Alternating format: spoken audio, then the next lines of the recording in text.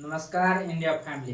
30 जनवरी 1948 को नई दिल्ली के बिरला हाउस में गांधी जी को आखिर क्यों मारा गया, क्या था रीजन, आइए आज के इस वीडियो में जानते हैं। शाम के 5 बजे गांधी जी प्रार्थना सभा से जा रहे थे। गांधी जी के उसने राजनीतिक कारणों से हत्या की थी। इसे जानने के लिए थोड़ा कहानी को पीछे जाना होगा। जिस समय भारत पाकिस्तान के बीच जमीनों का बंटवारा किया गया, पाकिस्तान ने भारत से 55 करोड़ रुपए मांगे थे और यह 55 करोड़ रुपए गांधी जी ने दिलाने के लिए उपवास किया। बाद में इन्हीं पैसों का उपयोग पाकिस्तान ने कश्मीर में आतंकवादियों को हथियार मुहैया कराने में मदद। हालांकि इससे भारत को एक अच्छा खासा नुकसान उठाना पड़ा। विभाजन के बाद गांधी जी ने पाकिस्तान को 55 करोड़ रुपए दिलवाने के लिए उपवास किया था।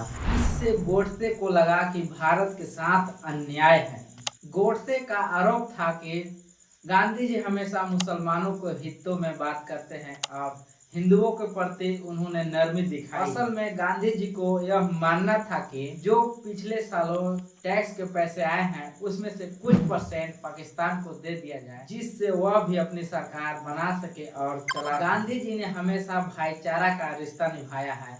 उन्होंने कभी हिंदू मुसलमान नहीं किया। गोडसे और उसके सहयोगी का मानना था कि गांधी जी के इन्हीं नीतियां और उनकी अहिंसा के जिद के कारण ही भारत का विभाजन हुआ है। लेकिन दोस्तों, भारत का विभाजन के कारण जिन्ना था। अगर गोडसे थोड़ा सा भी समझदार निकले होते तो वो गांधी जी को न मारकर जिन्ना को मारे होते। न होता बांस न बजता बांसुरी। जिन्ना को मारे जाने के बाद मुस्लिम लीग में ऐसा कोई भी नेता न बचता जो पाकिस्तान के मांग को एक लंबे समय तक बरकरार रख सके। अंग्रेजों ने 30 दिसंबर 1906 को बांग्लादेश की राजधानी ढाका में मुस्लिम लीग की स्थापना की और यहीं से भारत जैसे विशाल देश को विभाजन होने का फूट डाल दिया। 1916 में कांग्रेस और मुस्लिम लीग एक साथ आकर काम किया, लेकिन 1940 में ही लाहौर में भारत जैसे विशाल देश को विभाजन और एक स्वतंत्र राष्ट्र पाकिस्तान का मांग और मुस्लिम लीग के मांग के आधार पर ही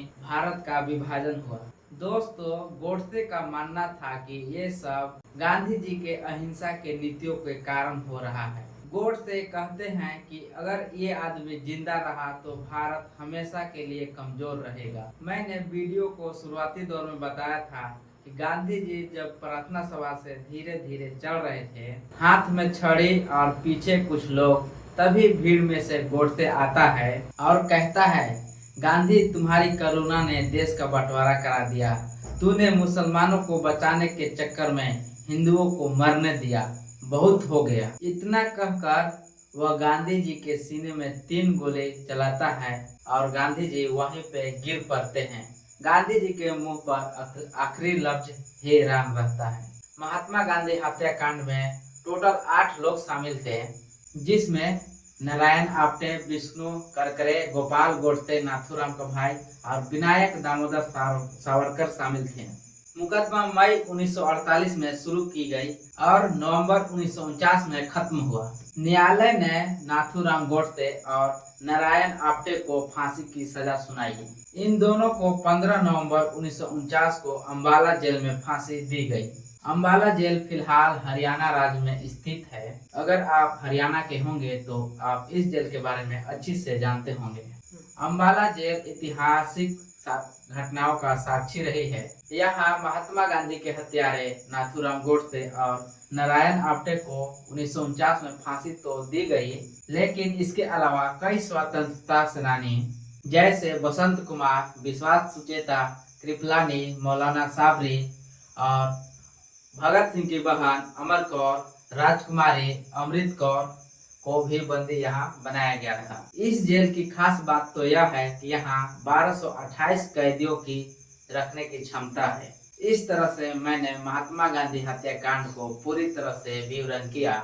वीडियो को अंत तक देखने के लिए धन्यवाद। बाकी मिलते हैं अगले नेक्स्ट वीडियो में।